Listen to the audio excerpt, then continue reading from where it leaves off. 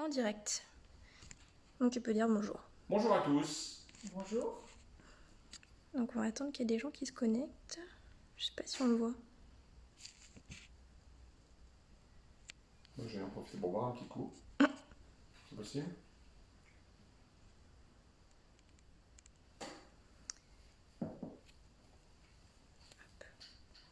Bon, alors il y a des gens qui se connectent.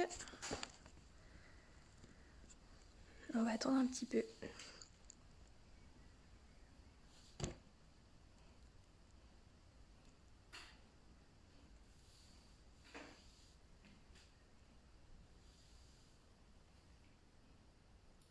Donc nous allons bientôt démarrer le live Agir Ça marche, ensemble pour Vaux-en-Velin, Oui, ça marche. prêt à répondre aux questions. Bien. Donc. Tu rappelles le fonctionnement? Ouais, alors on avait déjà quelques questions qui ont été posées en amont, donc en commentaire, en message privé, etc.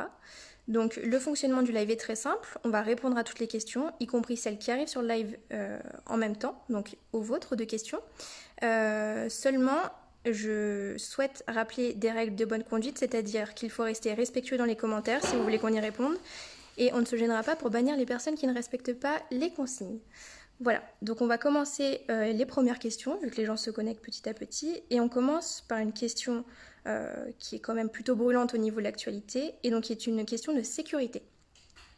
Donc en matière de sécurité, les rodéos, mortiers et maintenant règlements de compte armés bouffent la vie quotidienne des Vaudais. Comment l'expliquer et quelles réponses concrètes?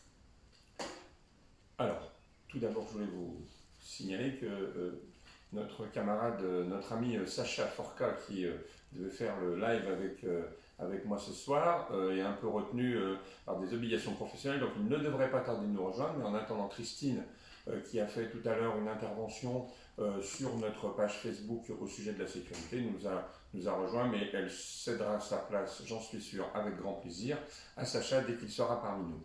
Oui, pour revenir au sujet de la sécurité, c'est vrai que ce sujet de sécurité est brûlant depuis un certain nombre d'années sur Vaux-en-Velin. Ça fait à peu près une dizaine d'années, 8-10 ans, qu'on voit apparaître de plus en plus d'actes d'insécurité qui vont au-delà des simples actes d'incivilité que l'on connaissait avant. Alors, bien évidemment, il reste ces actes d'incivilité qui bouffent la vie des Vaudais. C'est les rodéos que l'on connaît dans nos quartiers, pas la peine de citer les lieux, tout le monde les connaît, et il y en a presque dans maintenant tous les quartiers. Il y a les tirs de mortier, le bruit la nuit, ça c'est pour les incivilités. Mais ce qui embête le plus et ce qui fait le plus peur aux Vaudais aujourd'hui, c'est les actes, c'est les meurtres, c'est les règlements de compte. Il y a encore eu, malheureusement, et nous en sommes tous très tristes, un décès ce week-end suite à un présumé règlement de compte. Les enquêtes de police diront probablement le détail des choses et ce qui s'est exactement passé, mais ce règlement de compte faisait suite à un certain nombre d'autres actes. On a connu des confinements dans l'école Courcelles, on a connu confinement dans l'école Villars il y a deux ans, et c'est des choses que l'on ne peut pas admettre. Voilà. Je vais laisser passer la parole à Christine qui va te dire quelques mots de complément. Pour rebondir en effet sur ces confinements qui avaient eu lieu en mai-juin 2018 sur quand même 2 écoles, c'était des choses qui sont inadmissibles parce que ça met en danger nos enfants. Et là on parle d'enfants, des petits élémentaires, qui est juste pas acceptable. Là-dessus, la maire avait pris une décision très ferme et très rapide qui avait été d'armer la police municipale. À l'époque, nous nous étions insurgés, bien évidemment pas contre le fait qu'il fallait armer la police municipale et renforcer les effectifs, mais sur le fait que ce n'étaient pas les bonnes actions à mettre en place pour cela. La police municipale, oui, bien sûr, qu'elle soit armée, c'était aussi une nécessité pour que l'on puisse recruter, et ça, nous y étions tout à fait favorables, mais ce n'est pas à elle de traiter ce genre d'incident. On est bien évidemment sur des sujets de police nationale. Par contre, la police municipale doit agir à tout lieu avec des caméras de surveillance pour assurer la tranquillité publique et effectivement avoir une relation avec sa population qui soit dans la discussion pour effectivement apaiser les choses. Ça, c'est quelque chose qui est essentiel, c'est-à-dire que c'est une police de proximité. Par contre, la mairie, et c'est là où nous nous sommes insurgés violemment, n'a pas mis les moyens pour traiter en fait la cause. Et aujourd'hui, la cause, c'est effectivement une jeunesse qui a été délaissée sur nos quartiers pendant des années, sur une école qui n'a pas joué son rôle d'égalité des chances, parce qu'aujourd'hui, y compris les parents d'élèves élus réunis lors d'un conseil consultatif des parents le disaient, les écoles n'ont pas le même niveau à Vaux-en-Velin. Quelle chance on donne à nos enfants, quelle possibilité ils ont d'intégrer un collège ou un lycée à l'extérieur qui fait que ça va réussir. C'est tout cela qu'il faut mettre à plat. Alors là, c'est l'éducation nationale, mais là où la ville peut agir, c'est donner des moyens aussi aux enseignants pour qu'ils construisent des vrais projets pédagogiques qui les sortent de Vaux-en-Velin, qu'ils aillent voir ailleurs des projets culturels. Ailleurs, ça peut être à Lyon, ça peut être à Paris, ça peut être à Genève pour aller voir effectivement le CERN. Qu'est-ce que c'est le CERN ? C'est aussi aller sur des projets internationaux, aller construire une école, alors peut-être pas une école, mais un musée, ce qui avait eu lieu à l'époque en Amérique du Sud, et les enfants ou les adolescents reviennent transformés parce qu'ils ont vu autre chose. Et c'est ça, un projet pédagogique, c'est qu'ils se projettent dans l'avenir. La deuxième chose sur laquelle la ville peut agir, au lieu de faire une fois par mois des forums de l'emploi sur des thématiques où c'est toujours les mêmes, où finalement il n'y a pas beaucoup d'emplois, c'est surtout de faire un forum de l'orientation. Ce qu'ont besoin les jeunes, c'est de savoir quel métier ils peuvent faire, ils veulent faire, quelle formation pour cela, et c'est cela qui leur manque. Et enfin, pour aller sur le troisième point, c'est que quand ils arrivent effectivement à 18 ans, qu'est-ce qu'ils vont faire ? Souvent certains n'ont pas de diplôme. Comment on fait ? La mission locale, on le sait tous, et je l'ai dit à multiples reprises sur les conseils municipaux, est complètement à la dérive. Elle est complètement fermée, on ne peut plus rentrer à partir de 18h. Comment les jeunes peuvent avoir un lieu sur lequel ils vont être conseillés, coachés ? Il faut dans cette mission locale qu'il y ait les vrais parrains, et c'est ce sur quoi nous voulons nous engager, parce que derrière on va leur apprendre les règles de savoir-être, comment passer des entretiens, travailler leur CV, leur redonner confiance en eux, parce qu'en fait ils ont beaucoup de qualités quoi qu'ils peuvent en dire, sauf qu'ils n'osent pas, ils n'hésitent pas, ils ne savent pas les mettre en avant. Et c'est aussi ça qu'il faut qu'on défende, et c'est aussi un parrain qui doit avoir ce rôle pour qu'ils aient une vraie égalité des chances dans le travail. Et quand ils auront effectivement vaincu tous ces écueils, quand ils auront des chances de réussite égales, égaux dans quel que soit le territoire, dans ce cas-là, je pense que nous aurons aussi bien réduit les problèmes. Et je te laisse finir sur effectivement la partie sécurité à proprement parler, sur le CLSPD en particulier. Le CLSPD, c'est une instance qui a été créée de façon à pouvoir agir à la fois sur la partie sécurité et la partie prévention de la délinquance. C'est aujourd'hui une instance qui existe dans toutes les grandes villes et Vaux-en-Velin s'en est doté. Malheureusement, Vaux-en-Velin s'en est doté, mais ne l'utilise que comme un moyen de communication.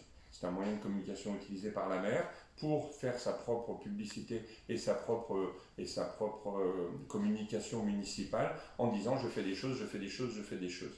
Malheureusement, les choses doivent se faire au CLSPD d'un point de vue microscopique en fait, dans les quartiers, avec les adjoints de quartier, puisque c'est une instance qui réunit à la fois les sociétés de transport en commun, c'est à la fois il y a la prévention jeunesse, il y a la justice, donc il y a la police, il y a un certain nombre de personnes qui interviennent dans ce cadre-là, mais elles sont là pour régler les problèmes de façon précise dans les quartiers. Et aujourd'hui, ça ne doit pas être uniquement un moyen de promotion et de publicité. Ça doit être quelque chose qui doit être précis, qui doit permettre de résoudre les problèmes et pas... Les aléas du direct. Hein. Les aléas du direct, en fait, voilà. En fait, c'est que le chien qui était caché sous la table aime bien Sacha et donc l'accueille avec dignement, voilà. C'est normal, c'est partie des animaux. C'est partie des animaux. On en parlera peut-être tout à l'heure de la partie environnement et écologie. Voilà. Alors il y a peut-être des retours sur le live. Il n'y a pas encore de questions. Il n'y a pas encore de questions. Mais on va peut-être laisser Sacha dire bonsoir quand même. Voilà. Dis peut-être bonsoir, oui. Bonsoir à tous les téléspectateurs. Bonsoir Stéphane. Salut Sacha. Alors, bon, Sacha, il est excusé parce qu'en fait, il était au boulot. Alors, on était un peu tous au boulot, mais nous, l'avantage, c'est qu'on est aussi un petit peu en télétravail, alors que lui, bah, il était sur chantier. Donc, voilà. Donc, il est excusé. Et puis, c'est vrai qu'en plus, il pleuvait. Je suis sûr qu'il y avait un peu de bouchon quand même. Il y avait un petit peu de bouchon à l'entrée de Vaux-en-Velin. Voilà. Est-ce que Alors, vous êtes prêts à répondre aux questions suivantes? bon, on va passer aux questions suivantes. Dis-nous. Donc on passe sur la jeunesse. Oui. La jeunesse est déconnectée et désintéressée de ses élus. En cause, le dialogue rompu ou simplement inexistant. Comment réinstaurer ce dialogue? Alors, c'est vrai que le dialogue avec la jeunesse, c'est toujours quelque chose qui revient de façon récurrente en fait. Souvent on dit que les élus sont coupés de la jeunesse, les élus... pourquoi? Parce qu'en fait c'est assez simple, souvent les élus ils sont quand même un peu vieux, ils sont un peu expérimentés, la moyenne d'âge dans les conseils municipaux elle doit plutôt tourner autour de 55-60 ans plutôt qu'autour de 20-25 ans. Hein, on est bien d'accord. Bon, donc c'est vrai que souvent les élus, c'est des personnes qui, après avoir eu des enfants, une vie active un peu importante, et bien finalement décident de s'investir dans leur ville et naturellement ils sont un peu coupés de la jeunesse. Et en fait, on le voit bien de la façon dont fonctionne, en particulier une municipalité, un conseil municipal. Un conseil municipal, c'est quelque chose où il y a des élus, des gens importants qui viennent s'asseoir autour d'une table, et puis qui ont des discours qui durent des heures durant. Hein. Je crois qu'on a battu des records à Vaux-en-Velin, on est allé quasiment jusqu'à 8 heures de conseil municipal. La dernière fois, il y avait 4 délibérations, on a quand même mis 5 heures. Voilà. Alors, c'est pas nécessairement de la faute de l'opposition, parce qu'on dit toujours c'est la faute de l'opposition qui parle beaucoup. Non, on le sait, on a fait des études, on a fait des statistiques. Quand un conseil municipal dure 6 heures, on sait que la maire parle à Vaux-en-Velin pendant 3 heures. Voilà, et que l'opposition prend entre 15 et 20% du temps de parole. Donc c'est pas du tout du fait de l'opposition. Ça, c'était juste pour rappeler une petite chose importante. Mais comment rapprocher la jeunesse des élus? Eh bien, ce serait simple, ce serait d'utiliser les moyens d'information et de communication des élus, de la jeunesse. Voilà. Aujourd'hui, il y a beaucoup de réseaux sociaux. Voilà. Et aujourd'hui, on voit peu d'élus sur les réseaux sociaux. Alors nous, on se met aux nouvelles technologies ce soir. Hein. D'abord, en fait, un peu pressé par le fait qu'on ne puisse pas trop faire campagne, mais c'est vrai que c'est beaucoup plus sympa de pouvoir avoir une discussion, entre guillemets, un peu directe avec les personnes, via ce live et via les remarques que vous allez nous faire, et c'est en effet beaucoup plus sympathique, dynamique, mais c'est aussi les aléas du direct, c'est-à-dire que quand on est dans une salle de conseil municipal, chacun fait son petit discours, le public n'a pas le droit de parler, il ne peut pas parler, il ne peut pas s'exprimer. Bon, il faudrait peut-être réorganiser de cette façon-là. Il y a un journal municipal, excuse-moi, je te passe la parole après, il y a un journal municipal qui est un journal papier aujourd'hui. C'est un journal papier que chacun reçoit dans sa boîte aux lettres 2 fois par mois. Bon, moi je pense que le journal papier, s'il faut peut-être le conserver peut-être une fois tous les mois, tous les 2 mois. Je pense qu'il faut rénover cette façon de faire et passer plus par le site internet où on peut avoir des informations en direct, on peut avoir plus de communication sur ce qui se passe dans la ville. Les clubs de sport, quand ils font un match, quand ils organisent, quand il y a des matchs qui se passent dans la ville, on ne sait pas qu'ils ont lieu, on ne connaît pas les résultats. Alors que ça peut intéresser les jeunes. Et ça permettrait en effet de rapprocher la jeunesse de ses élus et de la gouvernance. Alors, moi, j'irais plus dans le profond. C'est qu'aujourd'hui, il faut rattirer notre jeunesse vers nous. Et comment attirer la jeunesse vers nous? C'est tout simplement en échangeant avec eux. Aujourd'hui, on n'a pas le cas, on n'a pas de conseil de jeunes, un conseil municipal de jeunes qui les intégrerait directement dans la vie municipale. Et je pense qu'on le voit sur les communes voisines où ça a un aura extraordinaire. Hein, et donc dès le plus jeune âge, les initier à la vie citoyenne et la vie de la municipalité. Très bien. Eh bien, on va passer à une autre question. Alors, la mauvaise image des Vaudais perdure. Comment y remédier, ou tout du moins comment faire que cette image n'impacte pas la vie des habitants, notamment en matière de recrutement? Alors, Question difficile. Alors, je vais commencer. Pour ma part, je ne pense pas que l'image des Vaudais est si si menacée que ça. Et je pense que l'image des Vaudets est même très appréciée dans certaines entreprises.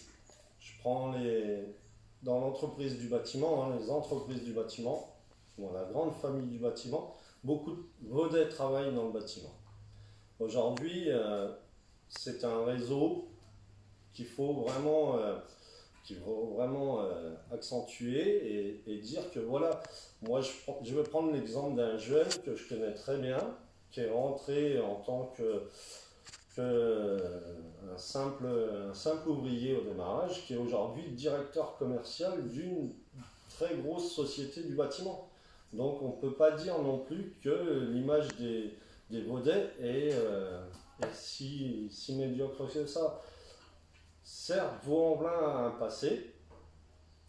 Ce passé est en train de s'améliorer. Et c'est en changeant les mentalités et en faisant parler de bien de Vaux-en-Velin et non de mal qu'on va changer cette image. Et aujourd'hui, notre ville a besoin de vraiment sortir du lot de cette ville plus ou moins, on va pas dire sale, mais médiocre de l'Est lyonnais. On doit pouvoir aujourd'hui ressembler à Dessines, à mes yeux. Quand on dit qu'on vient de Vaux-en-Velin, il faudrait qu'on soit dans le même schéma que Dessines, mes yeux, Saint-Priest. Donc il faut que cette ville devienne attractive. Il y a aussi une façon d'améliorer l'image de Vaux-en-Velin, c'est sa valorisation, on va dire, environnementale. Quand on va dans les villes autour de Vaud, on rentre dans des villes qui sont jolies, qui ont de beaux espaces verts, qui ont gagné des prix de fleurissement, par exemple, qui ont un environnement qui est mis en valeur. Aujourd'hui, à Vaux-en-Velin, on n'a toujours même pas une fleur, parce qu'il y a une fleur, deux fleurs, trois fleurs en fonction des concours de fleurissement des villes. On n'a toujours pas une fleur. On a des espaces publics qui sont à majorité en gore et en bitume, et il y a assez peu d'espaces verts. Il y a encore de se faire un espace public à l'entrée vers Cusset. Il y a 90% de gore et il y a 3 arbres qui se courent après. Voilà. Et ça, c'est aussi une impression. Quand on arrive dans une ville et que c'est une belle ville, moi j'ai toujours l'image de quand j'arrive à Villefranche, quand on sort de l'autoroute et quand on rentre dans Villefranche, on a toujours des massifs incroyables, super, mais on a l'impression pas de rentrer dans une ville, mais de rentrer dans un parc. À Vaux-en-Velin, quand on arrive, on a l'impression de rentrer dans du béton, du bitume, et c'est souvent pas bien entretenu, sale. Voilà. Et donc si on changeait ça, déjà changer les entrées de ville, ça changerait l'image, ça serait incroyable. Et je pense qu'en quelques années, on peut changer les choses, et c'est ce que l'on fera à partir du 28 juin. Très bien. Alors le manque de transparence de la municipalité et de leurs actions, entre parenthèses ou inaction, est un véritable problème soulevé par les Vaudais. Comment pensez-vous y remédier concrètement ? Alors, souvent, le manque de transparence, là, je pense que c'est ce qu'on entend par les actions qui se mettent en place, par en particulier peut-être via les conseils de quartier où on ne sait pas trop ce qui s'y déroule. Moi, je dénonce ça depuis de nombreuses années. Il y a par exemple des conseils qui ont été mis en place. Il y a 8 conseils de quartier. Quand on regarde les actions de ces conseils de quartier, déjà quand nous on a quelques informations, ils se réunissent assez peu. Il y a quoi dans chaque conseil? Peut-être en tout 7, 8, peut-être 10 personnes qui se réunissent. Moi j'ai assisté à des réunions de conseils de quartier où il y avait plus d'employés de la ville et d'élus que de vrais habitants. Donc, c'est absolument anormal. Et puis d'ailleurs on ne sait pas ce qui s'y fait. Il n'y a pas de compte rendu. Moi, je me rappelle m'être battu, enfin, je me bats toujours d'ailleurs, je me rappelle m'être battu et avoir voté contre la nouvelle charte des conseils de quartier en disant qu'il n'y avait pas d'ouverture, qu'il n'y avait toujours pas de site internet, qu'on ne savait toujours pas ce qui s'y faisait, on n'y trouve toujours pas les comptes rendus des réunions. Voilà. Donc c'est vrai que on a l'impression d'une opacité, on ne sait pas vraiment ce qui s'y fait. Bon, ça c'est pour les conseils de quartier. Et on peut démultiplier ça à peu près à tout. On a des conseils municipaux où on n'a pas les ordres du jour. Alors, nous on les met sous notre propre responsabilité sur notre site internet apvv.fr depuis de très nombreuses années, mais si on veut savoir ce qui va se discuter au conseil municipal, il n'y a que les élus qui le savent. C'est ça. Pas de raison que les habitants ne sachent pas ce qui s'y déroule. Ensuite, pour avoir les comptes rendus, on n'a pas les comptes rendus. Quand on veut connaître les budgets, il faut les demander. Voilà, nombreuses fois que moi j'ai dû écrire à Madame la maire pour lui demander des factures, des documents qu'elle m'a pas transmis, et même souvent qu'elle a demandé l'avis à la commission nationale, est-ce qu'elle pouvait donner les informations. C'est absolument anormal. On devrait avoir une transparence. Dès qu'on demande un document, on devrait pouvoir nous le donner, et ça c'est absolument impossible à vivre. Voilà. Donc nous on s'engage, et d'ailleurs c'est une des actions d'Anticor, une des demandes d'Anticor, et on a signé l'ensemble des propositions d'Anticor. Il y avait 30 propositions. Anticor, c'est une structure qui vise à lutter contre la corruption, et c'est vrai que si on a de la transparence, on a moins de corruption, forcément. Hein. Voilà, donc on a signé les 30 propositions, je crois, d'Anticor, en disant qu'on allait améliorer la transparence, qu'on allait ouvrir plus, donner d'ailleurs aussi aux élus d'opposition, parce qu'aujourd'hui les élus d'opposition, ils ont juste une petite chronique de 2300 caractères une fois par mois, ils n'ont pas la possibilité de s'exprimer. Non, c'est tous les mois. C'est tous les mois. C'est le premier mercredi du mois.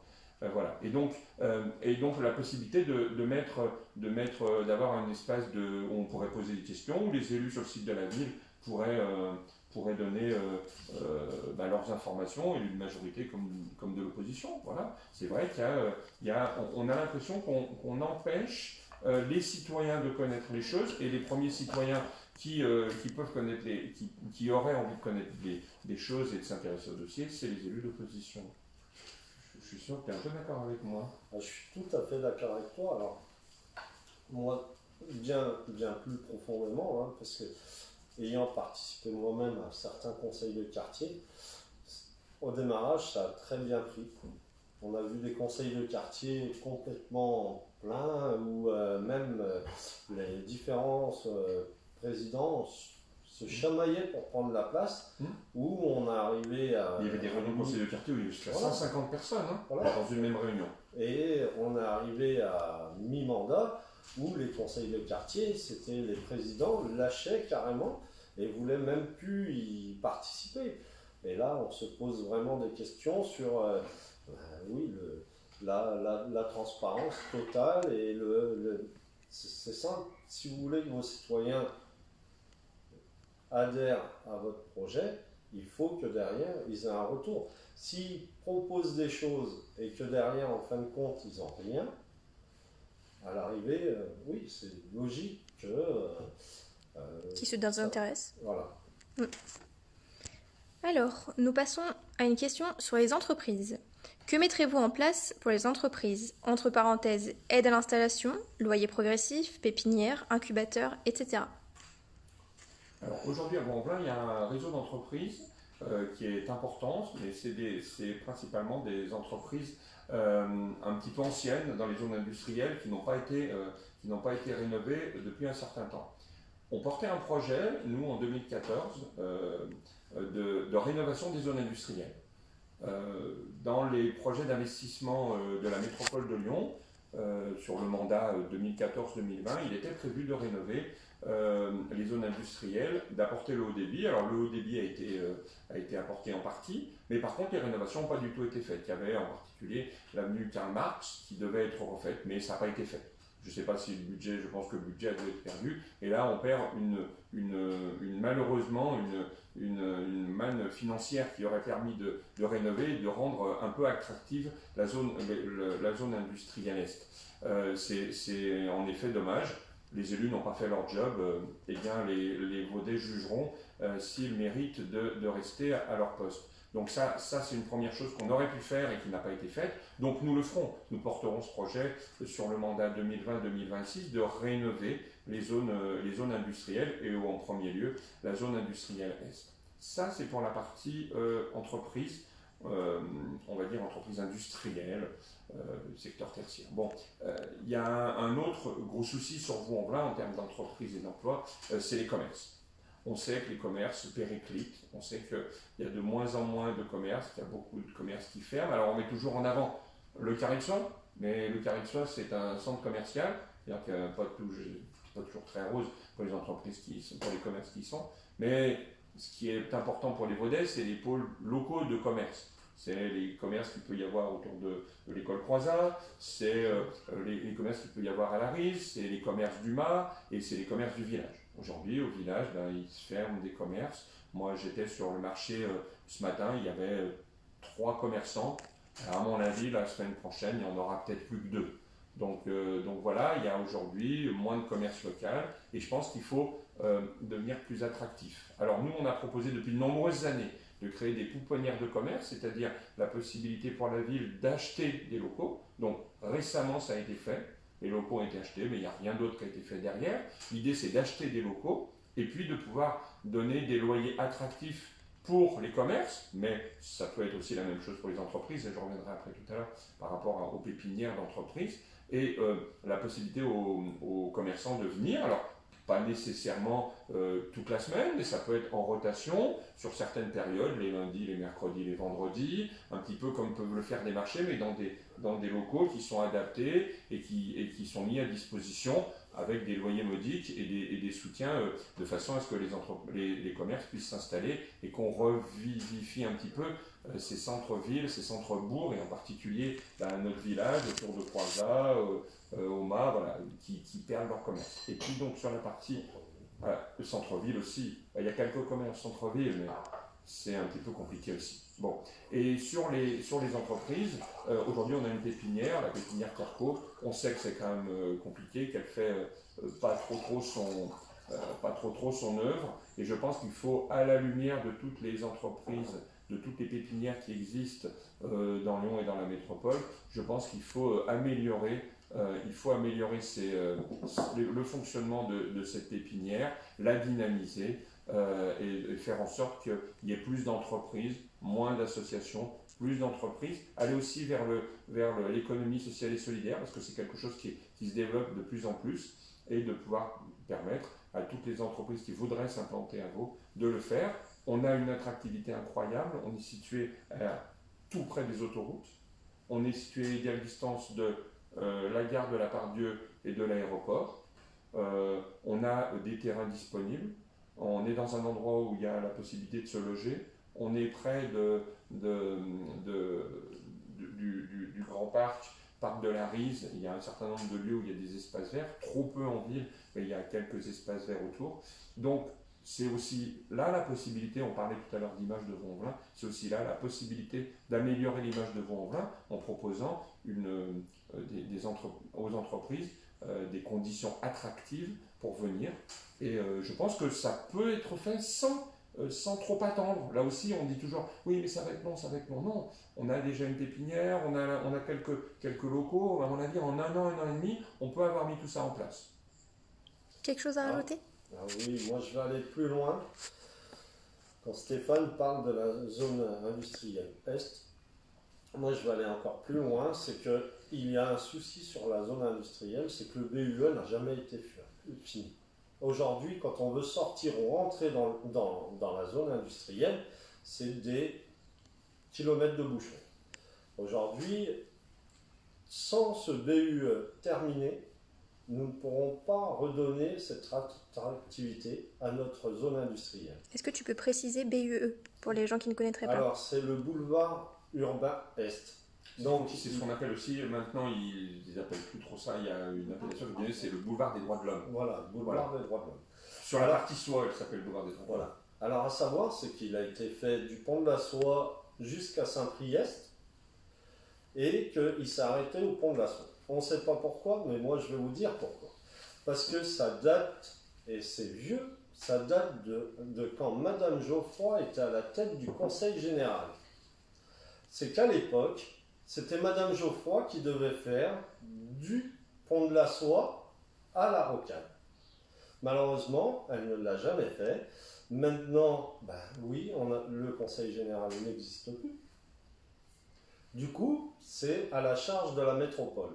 Malheureusement, c'est qu'il y a le litige. Il y a le litige qui fait que la métropole avait dit « mais moi, je fais jusque-là ». Maintenant, c'était au Conseil général, donc c'est à Madame Geoffroy de le faire. Donc, le 28 juin, je m'engage d'aller négocier avec la métropole pour finir une fois pour toutes ce BUE et désenclaver, parce qu'il faut bien dire le mot, désenclaver Vaux-en-Velin. Aujourd'hui, Dessines est desservi par la Rocade Est. Messieux est desservi par la Rocade Est. Nous sommes exactement l'un des poumons qui peut aller à Genève directement, à Grenoble directement. Pourquoi nos zones industrielles à nous ne prennent pas de l'ampleur comme celle de Messieux de Dessines, alors qu'on est à 3 km, même pas, c'est un pont de Dessines par exemple. Voilà. Comme le disait Stéphane, sans une réelle rénovation, on ne peut pas attirer des gens. Aujourd'hui, il faut être clair et net, c'est que notre zone doit attirer les gens, doit attirer les investisseurs. J'ai une petite anecdote sur ça, c'est que j'ai vu un dossier passer, c'était une entreprise suisse qui voulait s'installer justement sur le boulevard des droits de l'homme. Et malheureusement, ça n'a pas pu se faire parce qu'on leur a refusé, parce qu'ils n'embauchaient pas assez de personnes, 70 personnes. 70 personnes, je suis désolé, mais c'est énorme. Du coup, l'entreprise suisse a été se mettre à Bénaud. Bénaud, parce que Bénaud, directement, ils reprennent, hop, l'autoroute. C'est tout bête. Voilà. Et c'est vrai que c'est autour de cette zone industrielle, en effet, il y a cette partie de BUE, et il y avait aussi cette avenue Karl Marx. Si en effet on avait fait au moins l'une des deux, eh bien les choses se seraient améliorées. PPI, la métropole pas faite. Voilà. PPI, la métropole pas faite. Peut-être que Christine a quelque chose à rajouter et peut se glisser dans la conversation. Oui, ça fait partie. La métropole s'était engagée sur 5 projets sur la ville de Vaux-en-Velin, qui a été négocié par Madame Geoffroy et notre équipe en 2014. Sauf que dans les faits, il n'y a qu'un seul projet qui est en cours d'aménagement seulement, c'est la rue de la République, et notamment la rue Karl Marx devait complètement être faite, et c'est complètement passé à la trappe, comme beaucoup de choses. J'ai dit tout ça. Ça a coûté un peu. Bon, une belle intervention de Christine du coup. Avant qu'on passe à la prochaine question. Oui. Donc les Vaudais soulèvent le problème du manque d'informations sur les événements organisés par la ville. Tout s'apprend par bouche à oreille et cela donne une impression que tout est réservé aux élus et leur entourage. Qu'en pensez-vous et que faire pour changer cela ? Alors Ça, c'est moi, ça, je vais commencer directement. Vas-y. Alors, ça fait 6 ans que je siège au conseil municipal. Ça fait 6 ans que je dénonce cela. Je dénonce cela, pourquoi ? Parce que rien que nos clubs sportifs. On a des beaux panneaux lumineux, mais aucun événement sportif ne vient sur ces panneaux lumineux. Je suis désolé, mais quand on a des clubs de sport qui reçoivent de très très gros événements, je vais prendre l'exemple tout bête, on a eu au Palais des Sports le Sanda Pro Fight.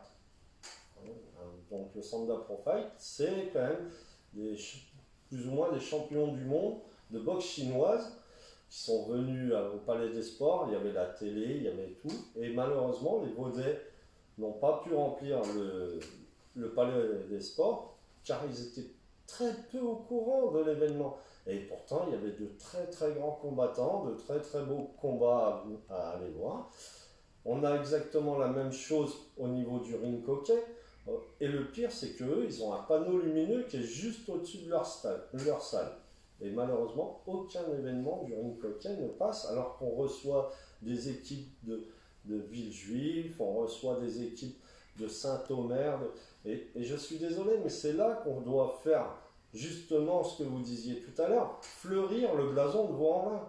C'est-à-dire qu'à partir de ce moment-là, Vaux-en-Velin est connu dans toute la France. Et il ne doit pas être connu que par les faits divers qui se passent sur la ville, mais aussi par les faits qui font que Vaux-en-Velin est une ville où le sport est à l'honneur.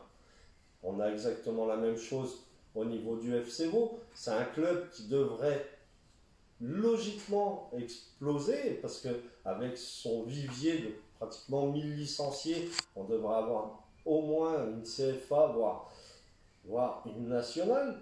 Surtout que on a quand même des joueurs de grand nom qui ont fait leurs premières armes à Ouan-en-Velin. Donc, au bout d'un moment, il faut faire honneur à ces clubs. Et on fait honneur à ces clubs en déplaçant les Vaudais venir les voir. Et pour cela, il faut les informer et les informer sur les panneaux lumineux. Le centre Charlie Chaplin, c'est exactement pareil. On avait, alors malheureusement, le confinement a fait que le concert a été annulé, mais on avait Benamar quand même qui venait avant. C'est quand même pas non plus C'était complet. mais c'était complet. Mais voilà, c'est très très compliqué d'avoir les informations de tout ce qui se passe sur Ouan-en-Velin. Et du coup, concrètement, En fait, ce qu'on imagine, nous, c'est là aussi tout à l'heure, on parlait du journal de Vaud, on parlait du site internet. On imagine de donner la possibilité aux clubs sportifs, aux associations, d'avoir des pages réservées qui ne seront pas, bien évidemment, censurées, qui ne passeront pas par sous les comment dirais-je, fourches codines de la censure municipale, où les clubs sportifs, les associations pourront dire, ben voilà, on organise telle manifestation, on organise tel tournoi, on organise telle fête, etc. Et de façon libre. De façon, voilà, ils auront par exemple, je sais pas, une page, 2 pages, 3 pages, ou bien sur le site internet, ils auront comment dirais-je, un agenda réservé, et puis il rentrera dans l'agenda municipal. On n'y retrouvera pas que les commémorations, que les déplacements du maire, mais on y retrouvera l'ensemble des choses qui peuvent se passer lors d'une journée, et que quand des Vaudais ont envie de se déplacer, aller voir une compétition sportive de ring hockey ou de je ne sais quoi, eh bien, ils pourront le voir de façon simple. Et puis la deuxième chose aussi, c'est qu'il faut qu'on ait le retour de ces manifestations. C'est-à-dire que moi, j'imagine bien la possibilité pour les associations et pour les clubs sportifs de pouvoir mettre sur le site de la mairie des photos, quand il y a un beau but qui a été mis, une petite vidéo du but, ou des photos de la manifestation. Voilà, moi j'ai participé à une manifestation l'an dernier dans le château du village, dans le parc du château du village. C'était la fête Renaissance. On a eu quasiment aucune information mise sur le site de la ville, et on a eu donc les 600 personnes qui sont venues là aussi par le bouche à oreille. Hein, s'il y avait eu une vraie communication, il y aurait eu beaucoup plus de monde. Et puis sur le retour, on n'a pas eu de retour, on n'a pas pu mettre de photos. Bon, alors évidemment, à chacun à s'organiser, faire son propre Facebook, faire son propre site. Mais c'est vrai que là aussi, si on avait un vrai site municipal d'information, on valoriserait aussi l'image de la ville et de toutes les activités qui s'y font. Voilà. Et j'irais même plus loin. On pourrait même aller jusqu'à ce que ça soit les nettoyages de rue et compagnie. Tout ça, ça devrait être sur ces panneaux municipaux. Parce que, voilà, et je prends pareil, il y a 2-3 nettoyages, grands nettoyages qui sont organisés. Des fois, les associations qui organisent ces nettoyages ont les flyers 2 jours avant l'événement. C'est pas 2 jours avant l'événement qu'on donne les flyers aux gens. C'est, voilà, et du coup, ils courent, et ils ont moins de bras que prévu. Donc, au bout d'un moment, il faut faire les choses et bien. C'est pour ça qu'on s'engage, nous, à faire les choses bien, pour que nos associations, en plus, ça les aiderait à se développer en ayant du public et la visibiliser. Voilà. Alors, j'ai une dernière question qui avait été posée en amont, et du coup, j'aimerais bien que ça réagisse un peu sur live pour en avoir un petit peu d'autres. Sur la question des logements, cette fois, beaucoup notent la forte augmentation des constructions ces dernières années, au détriment du confort de vie des Vaudais. Par ailleurs, la question des permis de construire non valides ou inexistants est soulevée. Quel est votre avis là-dessus ? Alors, sur les permis de construire non valides et inexistants, sur les constructions sauvages, on va dire que Vaux-en-Velin est peut-être un peu champion du monde sur le sujet. Il y a plein de constructions qui se font, plein de murs de clôture qui se font, plein de constructions qui se font sans permis, plein de murs de clôture qui se font sans autorisation, plein de rénovations de logements qui se font sans autorisation, plein d'agrandissements qui se font sans autorisation, et derrière les sanctions, c'est rien. Quelquefois un petit contrôle, mais ça va pas bien loin.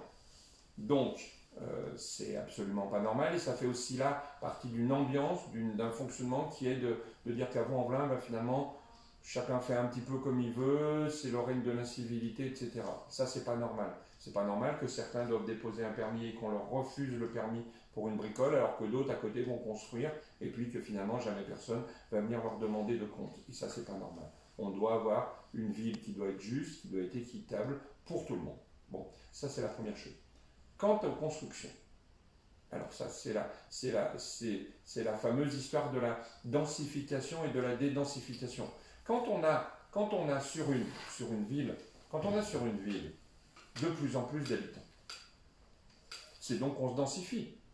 Parce que la ville ne gagne pas du territoire. Nous n'avons pas annexé ni Dessines, ni Villeurbanne, on n'a pas plus de territoire. Or, on a, dans le mandat présent, augmenté la population, on est passé d'à peu près 46-47 000 à plus de 50 000 habitants. Donc on a gagné 4 000 habitants. Si on a gagné 4 000 habitants sur la même surface, et donc on a densifié. Et comment on fait pour densifier? On construit plus. Voilà. On voit des grues à travers Vaux-en-Velin.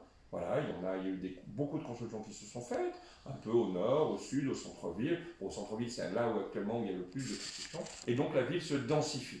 Ça, c'est clair. Bon. Elle se densifie où? Elle se densifie dans des endroits où il n'y a aujourd'hui pas de construction. Ou alors, on démolit et on construit plus en hauteur ou plus sur la même surface. Et le PLU, le nouveau PLU qui a été le PLUH, qui a été voté il y a un an. Est-ce que tu peux définir PLUH quand même? PLU, c'est le plan local d'urbanisme et d'habitat. C'est le plan qui permet de savoir quelles sont les règles de construction. Eh bien, la densité augmente sur à peu près toute la ville. On a fait une étude, vous pourrez vous reporter sur notre site apvv.fr. On a pris un certain nombre à travers toute la ville de lieux et on a montré que la densification se fait et les Vaudais le voient. Il y a des grues, il y a des constructions, il y a de plus en plus d'habitants, donc on densifie. Et on densifie au détriment des espaces verts. On aurait pu faire de grands espaces verts et de grands parcs au centre-ville. On ne l'a pas fait, on a préféré bétonner. La maire actuelle a préféré bétonner dans une ZAC, en construisant toujours plus. Il y a un gros projet à la Grapinière. Aujourd'hui, on vend aux habitants le fait qu'ils vont avoir de l'espace, ils vont démolir des logements, il y a 200 logements qui vont se démolir. Mais si on regarde les plans, à l'endroit des 200 logements qui vont être démolis, qu'est-ce qu'on va construire? On va construire 400 logements. Donc aujourd'hui, là où il y a quelques espaces verts, le long de l'avenue du 8 mai 45, qu'est-ce qu'on va y retrouver dans quelques années? Du béton. Voilà, pas plus compliqué que ça. Aujourd'hui, on a un Lidl nous, on veut conserver le Lidl, on veut conserver un commerce de proximité sur le quartier Grapinière du Taureau Village, sur ce secteur-là. On a un Lidl et on sait pertinemment qu'à cet endroit-là, si on laisse aller les choses, si la municipalité actuelle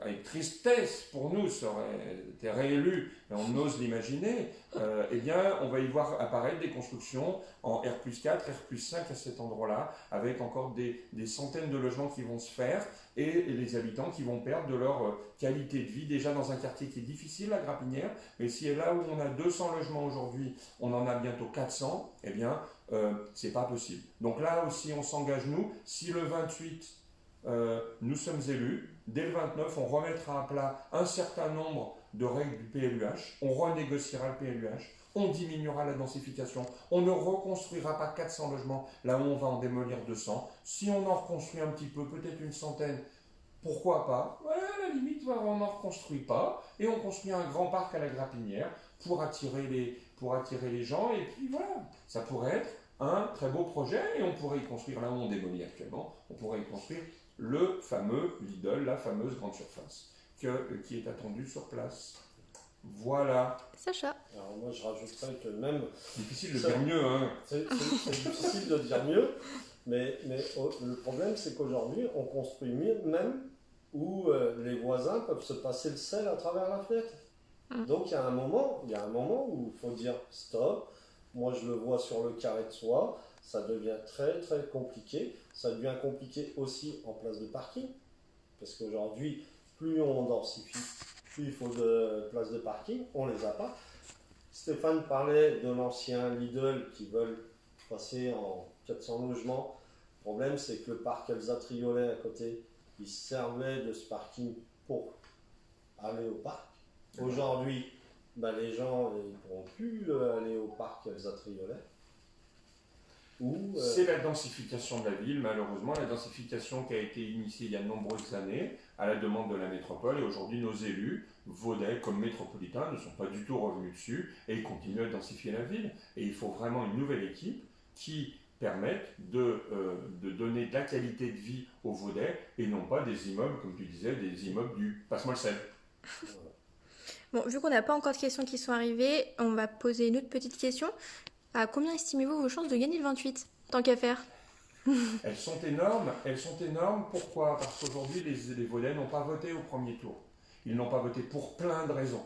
Alors on dit toujours l'histoire du coronavirus. Bon, c'est vrai que la veille au soir, quand un Premier ministre dit aux gens « Allez voter, mais en fait, si vous pouvez rester chez vous, restez plutôt chez vous », ça n'encourage pas les gens à aller voter. Donc, nous sommes persuadés que nos électeurs ne se sont pas rendus aux urnes. Nous sommes persuadés qu'ils pourront s'y rendre. Et puis, le fait d'avoir fait une alliance ensemble avec l'équipe de Sacha va aussi donner une dynamique et donner de l'espoir aux Vaudais qui vont se dire, mais finalement, avec cette équipe-là qui a un vrai beau projet, avec une équipe qui va être totalement dédiée à la gestion de la ville. Notre slogan, c'était, alors on retrouve derrière là, notre slogan du premier tour, c'était un maire à 100%. C'est vrai que nous aurons une équipe qui sera dédiée à la gestion de la ville, qui sera en permanence sur la ville.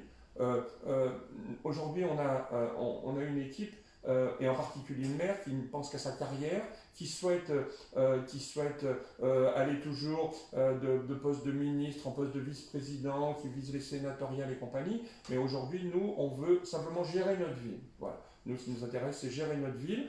Et les Vaudais, aujourd'hui, ont, avec notre équipe, la possibilité de se projeter dans une équipe différente, qui s'occupera d'eux, qui s'occupera de leur vie quotidienne, qui s'occupera de l'éducation, parce qu'aujourd'hui, on n'en a pas parlé. Alors, d'ailleurs, ça me permet de dire que peut-être la semaine prochaine, ça serait peut-être bien qu'on puisse aborder un certain nombre d'autres thèmes. On n'a pas parlé d'éducation, on a un peu parlé de vie quotidienne, mais on n'a pas parlé d'éducation, un peu de sécurité. Voilà. Il y a peut-être d'autres thèmes qu'on pourra aborder. Mais c'est vrai que les Vaudais aujourd'hui, quand on parle d'éducation, on parle de faire du béton. Mais on ne limite pas un mandat et une gestion municipale à couler du béton. Voilà. Il y a d'autres choses à faire dans les écoles. Donc, voilà. Donc nous ferons des choses dans les écoles. Nous nous occuperons de la vie quotidienne. Nous nous occuperons de l'environnement. Et puis nous nous occuperons de la participation des habitants. On le disait tout à l'heure avec les conseils de quartier.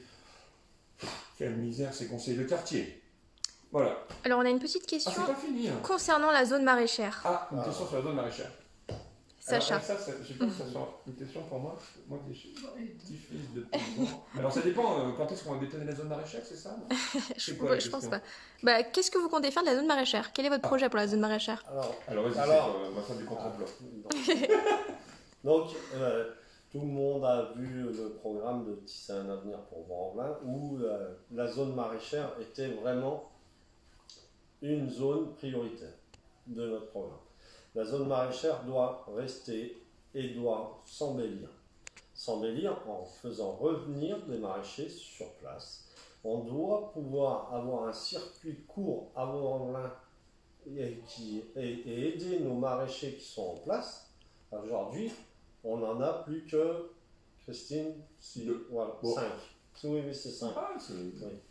Donc, on a plus que 5 maraîchers. Là où Vaux-en-Velin, c'était le florilège, c'était ses maraîchers. Donc, il faut donner de l'attractivité en consommant déjà Vaudais, voilà, en utilisant nos produits Vaudais dans nos, parler de l'éducation, dans nos cantines, en faisant une appellation protégée des cardons. Ça devrait être obligatoire depuis le temps.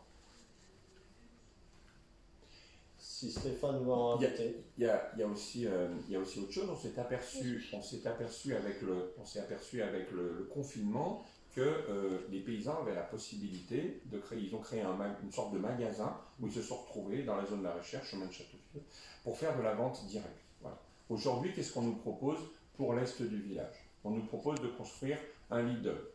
Alors, Le Lidl, c'est très bien pour la société Lidl, qui va pouvoir faire venir des voitures qui vont sortir de la rocade et qui vont venir s'approvisionner à l'est du village et qui vont faire de la pollution. Nous, on n'a pas ce projet-là du tout. Nous, ce que l'on souhaiterait faire, c'est plutôt un magasin de proximité pour nos paysans, pour nos agriculteurs, pour nos commerçants locaux, et qui leur permettrait de pouvoir écouler leurs produits et qui permettrait aux Vaudais d'avoir des bons produits.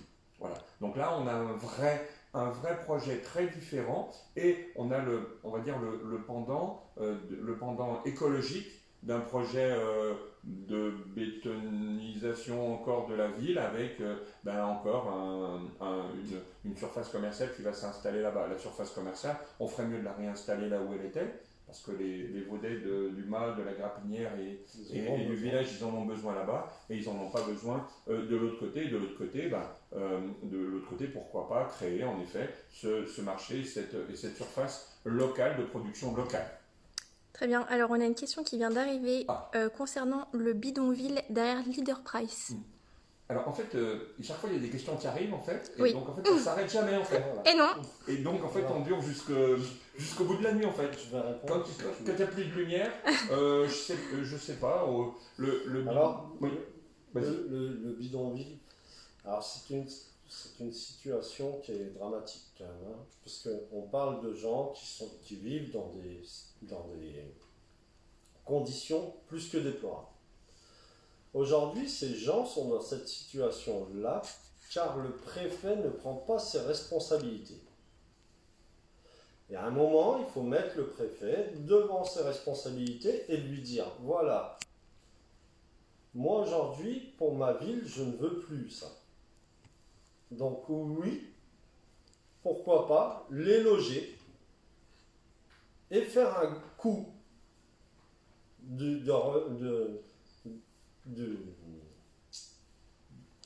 faire un coup et aller à la préfecture et lui donner la facture au préfet. Je pense qu'aujourd'hui, il changera son fusil d'épaule si un jour un maire ose faire ça. Et donc oui, je m'engage auprès de Stéphane pour aller faire ceci. Car on ne peut plus continuer comme ça. Nous sommes en France, on ne peut pas continuer comme ça. Et à un moment, il faut dire stop. Le préfet donne droit d'asile ou pas droit d'asile. Il y a des règles en France. Il doit faire appliquer. Il n'a pas donné le droit d'asile. Et bien maintenant, il prend ses responsabilités. Donc plutôt leur tendre la main quand même et trouver des solutions. Mais bien sûr. Oui. De toute façon, les personnes qui sont là sont des personnes qui sont dans la difficulté et on n'a pas à leur taper dessus, les expulser et compagnie. Je pense qu'il faut gérer les problèmes. Alors, c'est malheureusement pas le seul entre guillemets bidonville parce que bon, après le mot bidonville, c'est pas vraiment un bidonville. C'est un espèce de campement sauvage derrière le Leader Price, mais c'est vrai qu'on aurait en fait pu éviter l'installation en leur proposant au fil de l'eau des solutions. Et c'est vrai que quand il y a eu une première tente, puis une deuxième, puis une troisième, c'est là qu'il fallait peut-être s'occuper du problème, traiter le problème, plutôt que d'attendre et de laisser s'installer un campement où on sait pertinemment comment ça finit ces affaires-là. Ça finit par un jour le préfet il en a marre, il envoie les CRS. Et puis voilà, donc c'est pas du tout la bonne solution. La bonne solution, c'est de s'en occuper au fil de l'eau avec les services sociaux dès que les gens s'installent. Voilà. Donc on s'engage à partir du 28, nous, à contacter le préfet, à trouver des solutions et pas attendre, à repousser, à mettre la poussière sous le tapis toujours. Mais voilà, et faire en sorte que ces solutions-là qui sont récurrentes sur Vaux-en-Velin, parce que c'est pas le premier bidonville, c'est pas le premier campement, que ce soit campement de Rome, etc. C'est pas le premier. Et on s'engage à ce que ce soit, faire en sorte que ce soit le dernier et que celui-là, sa situation se termine de la bonne façon avec les services de l'État. Alors, je vais rappeler juste une petite chose. Je vais rappeler que sur le live et sur les questions, on avait demandé au tout début du live de rester respectueux et que les personnes qui ne respecteraient pas cette règle pourraient être bannies. Donc, on va quand même répondre à la question que Mohamed Doudou Sania a posée. Oui. Mais ça risque d'être la dernière s'il continue à manquer de respect quand même à nos intervenants du jour. Donc, sa question étant... Oui. Bonsoir, pour quelle raison avez-vous refusé que Nordine Ghasmi soit tête de liste ? Alors, on a pas... Non. Enfin, oui, on va répondre. Alors, en fait, on n'a pas... en quoi est-ce que nous devrions nous justifier? On a eu des discussions avec Nordine Gasmi. D'ailleurs, c'est peut-être Nordine Gasmi qui pose la question. Voilà, on a eu des discussions en effet avec Nordine Gasmi, Sacha de son côté, nous de notre côté. Il y en a d'autres, je crois avoir compris aussi qu'il y en a d'autres qui ont rencontré Nordine Gasmi. Il s'avère que l'on ne s'est pas entendu. Voilà, on ne s'est pas entendu sur un certain nombre de choses, sur le nom de la tête de liste, voilà, sur le nom, sur le projet, sur le programme, sur un certain nombre de choses. On ne s'est pas entendu, quand on ne s'entend pas, qu'est-ce qui se passe? On ne s'associe pas, et donc on a décidé de ne pas s'associer. Avec Sacha, on s'est entendu, on a décidé de s'associer. Bon, il y a des personnes avec qui on a aussi discuté, on peut pas, on va pas faire mystère des choses, c'est-à-dire entre deux tours. Souvent entre deux tours d'ailleurs, ça va vite. En général, on a une journée pour discuter. Là, on a eu très bizarrement plusieurs mois, malheureusement des mois confinés. Les discussions ont des fois un peu eu lieu par téléphone. Voilà, bon, on va pas trahir les secrets et la réalité des choses, mais bon, on s'est retrouvés depuis qu'il y a eu décision que le deuxième tour aurait lieu le 28 juin. On a rencontré à plusieurs reprises diverses personnes, des différents groupes. Il y a des gens chez eux qui sont allés voir Nordine. Voilà, et en fait, on ne s'est pas entendu. Quand on ne s'entend pas, on ne s'entend pas. Voilà. Bon, il y a des jours on peut s'entendre, des jours on peut ne pas s'entendre. Voilà. Alors, moi je vais être encore plus en détail, parce que oui, j'ai rencontré Nordine, je l'ai rencontré à plusieurs reprises. Alors, comme le disait Stéphane, si on avait du moins fait les choses bien, ça se faisait le dimanche soir, et le lundi matin, généralement, c'est tout le temps bloqué. Et voilà. Là, en l'occurrence, on a eu une bonne grosse semaine entre l'annonce du Premier ministre qui a dit que le deuxième tour était le 28 juin et le dépôt des listes. Il y a eu une bonne grosse semaine. J'ai rencontré Nordine à plusieurs reprises. J'ai rencontré Nordine avec Stéphane aussi. Et en l'occurrence, c'est que Nordine, le dimanche, si mes souvenirs sont bons, a dit que si on n'était que 3, de toute façon, il ne partait pas avec nous. Voilà. Donc, je préfère être clair. Il y a eu des discussions qui ont fait que ça n'a pas abouti. Voilà. Bon, alors après, on va peut-être pas rentrer trop dans le détail des choses, parce que est-ce que ça intéresse vraiment les personnes qui nous écoutent? Peut-être, mais ça a duré un certain temps et on ne s'est pas entendu. Voilà, je pense qu'on peut retenir ça. Et puis, quand on ne s'entend pas, en fait, souvent les torts sont un peu partagés. Voilà. Je pense que les torts, des fois, sont un peu partagés. Est-ce que d'ailleurs on a eu tort? Je pense que chacun est parti de son côté pour faire ce qu'il imaginait. Et puis voilà. Et puis le 28 juin, nous espérons que les Vaudais, nous élisant à la tête de la ville, diront que finalement on a fait le bon choix. C'est ça. Voilà. Très bien. Eh bien, à part une autre question sur pourquoi Tahar ou vous a quitté. Taharou nous a quittés parce qu'il a souhaité nous quitter et voilà, c'est tout. Il a lui-même dit, il faut être très transparent, alors on est très transparent, il a lui-même dit qu'il partait avec une dizaine de colistiers. Alors on a eu beau chercher les 10 colistiers avec lesquels il était parti, en fait il était parti avec lui-même, il était parti avec Tahar et avec ou, donc ils étaient peut-être 2, mais pas plus. Voilà, donc il a souhaité suivre un autre chemin. D'ailleurs, il y en a quelques autres qui aussi nous ont dit que finalement, après le premier tour, ils ne souhaitaient pas partir au deuxième tour. On ne citera pas nécessairement de nom, 2 ou 3 qui ont souhaité arrêter parce qu'ils n'avaient pas envie de poursuivre. Bon, voilà, ils ont décidé de ne pas poursuivre. Et puis, chez toi peut-être aussi, certains ont décidé de ne pas poursuivre. Bon, chacun suit son chemin. Et voilà, et ça s'est passé comme ça. Voilà. Ce qu'on peut peut-être proposer, c'est s'il y a... parce que je ne sais pas quelle heure. Là, ça va. Il est presque 20h. Il est presque 20h. Bon, après il est 20h. On avait dit que peut-être on n'irait pas au-delà d'une heure. Oui. Ce qu'on peut imaginer peut-être, c'est de refaire de nouveau un direct. Est-ce que le mardi, est-ce que ça correspond? On peut peut-être se redire qu'on se retrouve mardi prochain avec on ne l'a pas imaginé, on ne l'a pas encore calé, mais peut-être que ce qu'on peut se dire, c'est que mardi prochain, on viendra avec d'autres personnes, parce que voir toujours nos trombines à nous, ça peut être voir toujours nos trombines, ça peut être un peu agaçant. On pourrait peut-être imaginer de venir avec des, tout à l'heure il y avait Christine, mais avec des dames, d'autres personnes, avec des dames qui sont aussi sur les listes des colistières, parce que je rappelle que les listes sont totalement à parité, un homme, une femme, un homme, une femme, un homme, une femme, et donc on viendra la semaine prochaine, peut-être pas, ou juste derrière, à les écouter. Qu'est-ce que tu en penses? T'as quelque chose à rajouter? Tu veux dire autre chose? Juste parce que... J'aurai une dernière question après. Ah, t'as une autre dernière question? Ça s'arrête jamais en fait. Pose ta dernière question. Vas-y, pose ta dernière question, après il veut clôturer. Alors, pensez-vous à créer une cuisine centrale avec des produits locaux? Ah, mais tu l'as dit tout à l'heure. Je l'ai dit tout à l'heure, de toute façon c'était inscrit dans mon programme. Bien sûr, quand on a négocié avec Stéphane, on a pris du programme à Stéphane, on a pris du programme de Tisser un avenir pour Vaux-en-Velin. C'est pour ça que moi aujourd'hui, je ne parle pas de Sacha, Stéphane, je parle d'une équipe. Une équipe avec nos compétences chacun.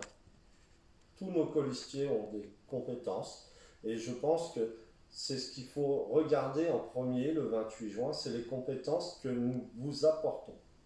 Les compétences pour gérer votre vie. Et c'est pour ça qu'aujourd'hui, je pense que le 28 juin, ne vous trompez pas, agir ensemble pour Vaux-en-Velin est vraiment un avenir pour le Vaudet de 0 à 104 ans, je pense. Bon, alors on a une autre dernière question. Ah non, c'est pas fini. Une petite dernière quand même, et qui est exclusivement pour toi, Stéphane, en plus. Et bah oui, on te fait un petit cadeau. Alors, Monsieur Sagna, encore une fois. Ah bah alors. Que propose le nouveau Stéphane Bertin par rapport à celui de 2014? Que propose le nouveau Stéphane Bertin par rapport à 2014? Déjà le fait que le nouveau Stéphane Bertin, il a été élu pendant 6 ans comme dans un premier temps comme adjoint, ensuite qu'il a été conseiller municipal, puis qu'il a été conseiller municipal délégué, puis conseiller municipal. Et donc le nouveau Stéphane Bertin, il a l'expérience qu'il n'avait pas en 2014. Voilà. Et il a aussi, alors le nouveau Stéphane Bertin, il a probablement plus de cheveux gris en 2014. Voilà. Car le nouveau Stéphane Bertin, alors suite au confinement, alors il a quelques kilos en plus, mais c'était pas trop prévu dans le programme de l'origine en 2020. Voilà, je pense que on acquiert, en étant élu, on acquiert une meilleure connaissance des services municipaux.